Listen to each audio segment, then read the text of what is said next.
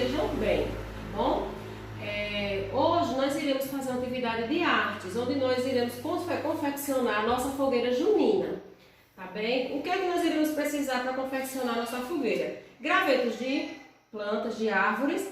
Vocês podem ir no quintal de vocês e pegar os gravetinhos e quebrar. Para isso, peça a ajuda do papai, da mamãe ou do irmãozinho mais velho, tá bom? Irão precisar de um pedaço de folha, de uma folha e lápis de cor, da cor amarelo, vermelho e laranja. Vocês irão colorir a folha.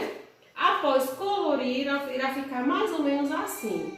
Caso vocês não tenham a folha, vocês podem utilizar pedaços de jornal, pedaços de revista, tá bom? E aí, logo após, vocês irão picotar, ou rasgando, ou utilizando uma tesoura sem ponta, tá bom? Cortando, peça ajuda do papai, da mamãe, caso vocês não consigam sozinhos. E aí, vocês vão fazer a colagem.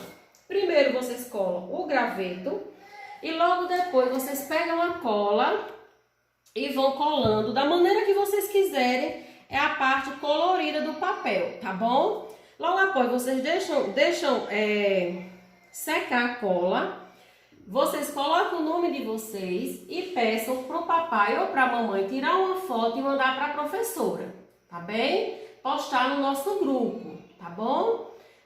Espero que vocês tenham gostado da nossa atividade de hoje de artes, onde vocês irão confeccionar, cada um de vocês irão confeccionar a sua fogueirinha junina, tá bom?